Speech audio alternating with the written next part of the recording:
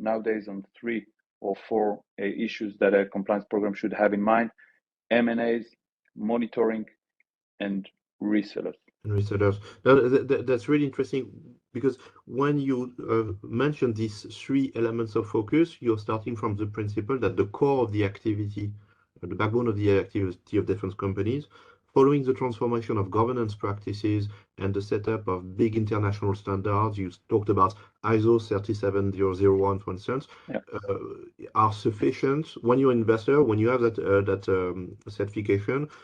It's sufficient to deem that the core business is protected, and it's a demonstration of the best effort being done by the company to protect itself from this risk. And so it's in its evolution, like in M&A, in the build-up of activity with resellers, that the focus needs to be placed. Is that the right way to see it?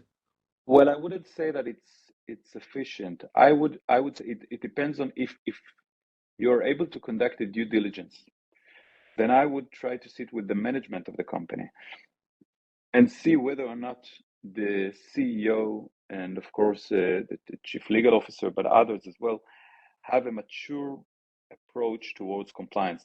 If they're really willing to pay a substantial price in order to protect compliance in the company. So definitely the discussion starts with culture. And I think that someone that is experienced enough can feel if a company is just saying the right words, or if they're really willing, if they really understand compliance and they're willing to pay the price for being compliant.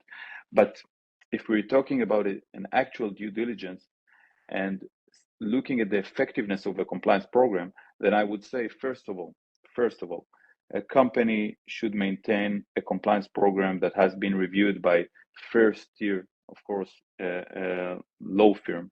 It should be in line with the present and latest requirements of relevant authorities, not only in the local country, but also it should be in line with the requirements of the DOJ and SEC from 2020. And of course, this is something that is currently and is in an ongoing basis being updated.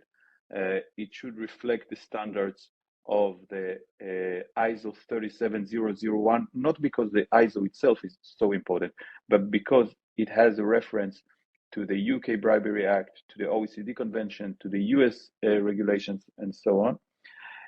And I would expect to see that the compliance officer is one with a standing and position that is strong enough in the organization, and that they're well aware of the current requirements, and that they're implementing and that they're focusing on high risk and also on current trends.